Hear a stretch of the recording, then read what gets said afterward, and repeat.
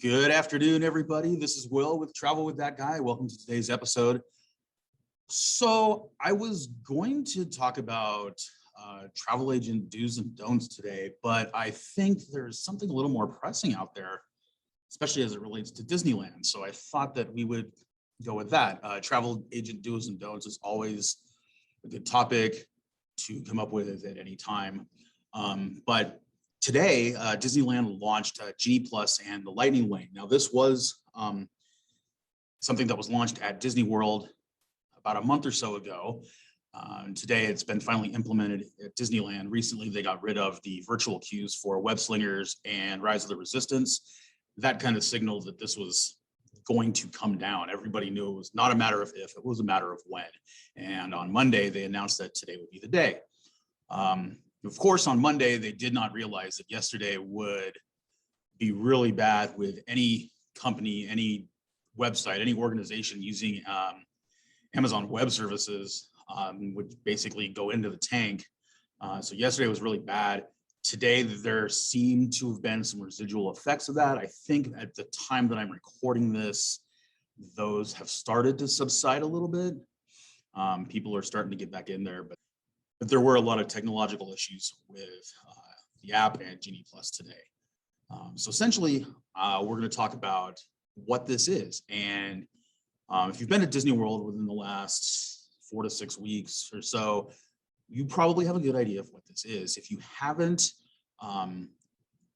then this is for you.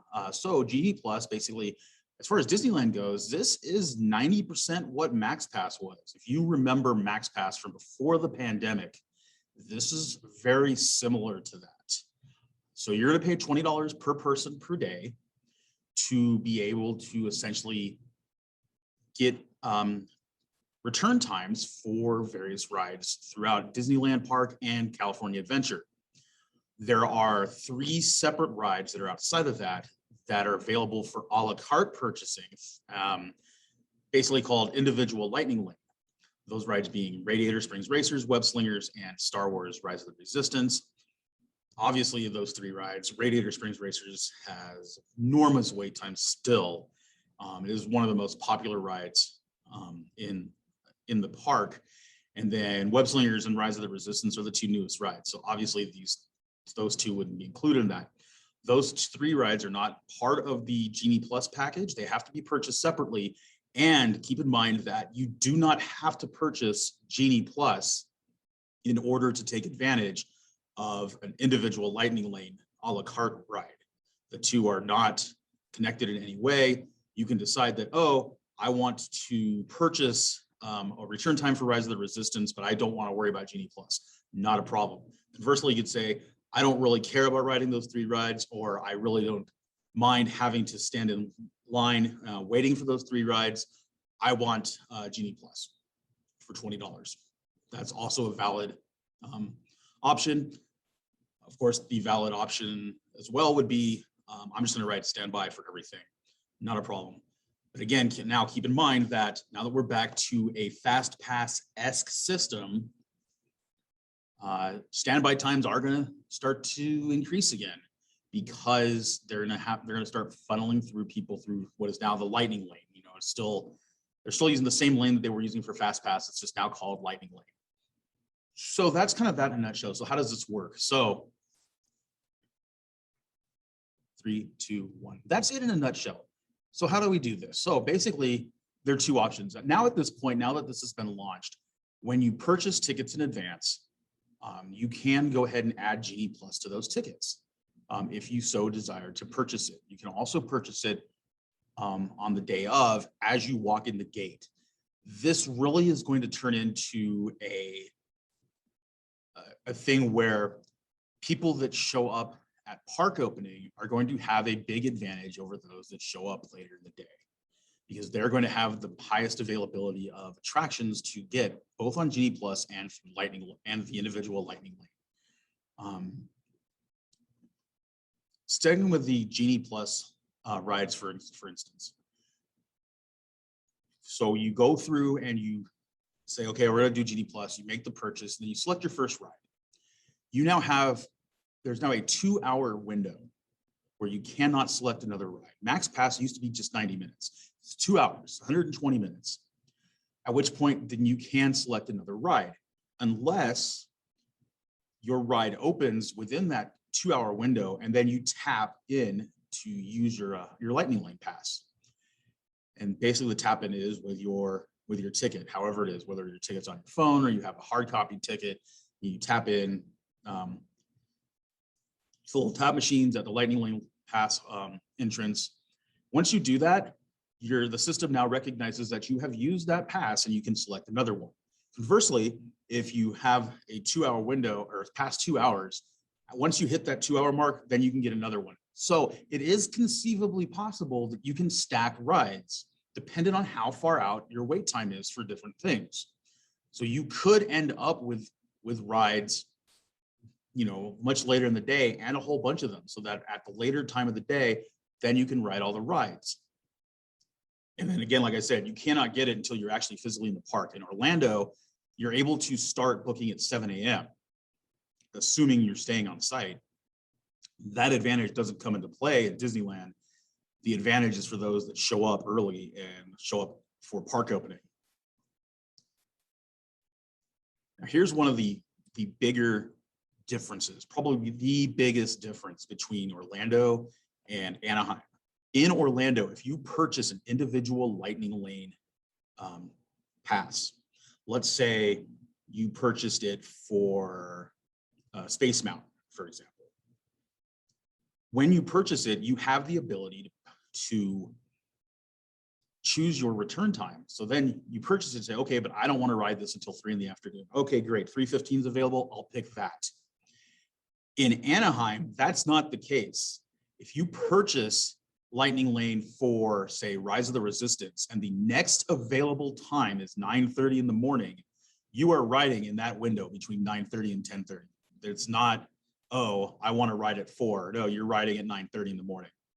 So you need to take that into consideration, that when you purchase it, you're purchasing into a specific time period, whatever the next one available is. And right now the prices range between $7 and $20, and you can purchase up to 2 individual Lightning Lanes per person per day.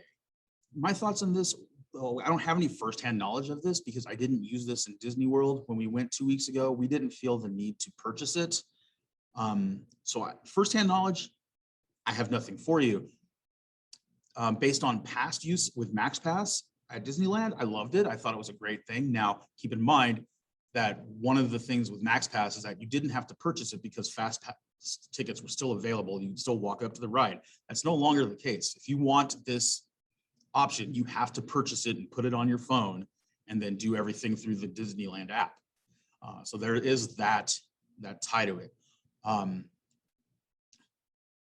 Are there kinks in the system? Sure, there's always kinks in the system. Whenever something is moved to technology, something's always going to happen. Something's always going to go down. So we just need to roll with the punches, see how things work. This is just Disney, I think, finally moving into what other theme parks do with purchasing of Fast Pass-esque return times. Universal has had this, especially Universal Orlando.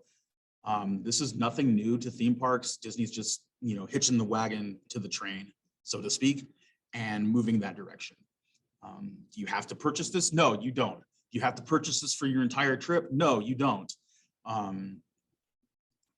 You can ride standby, just like that's what we have been for about the past, the past year and a half in Orlando, and since Disneyland's been open here in Anaheim after the pandemic. So there's no differences there.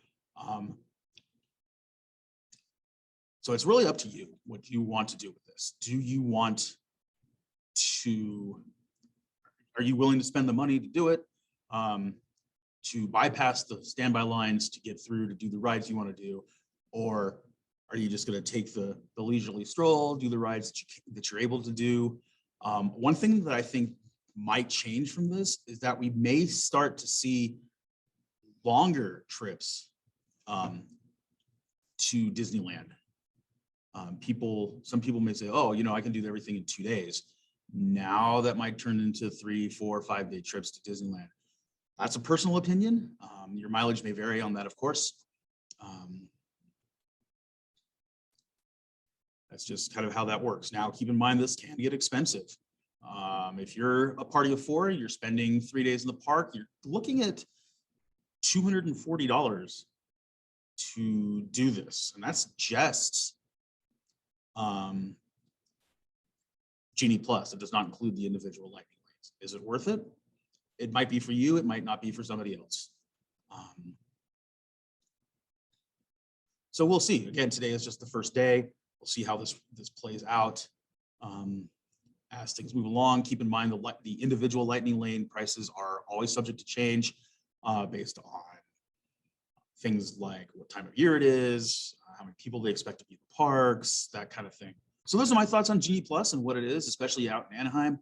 Tell me your thoughts. Leave a comment down below. Let me know what's going on. Also, while you're down there, go ahead and hit the like button, subscribe to the page so that we can continue to produce this content for you guys.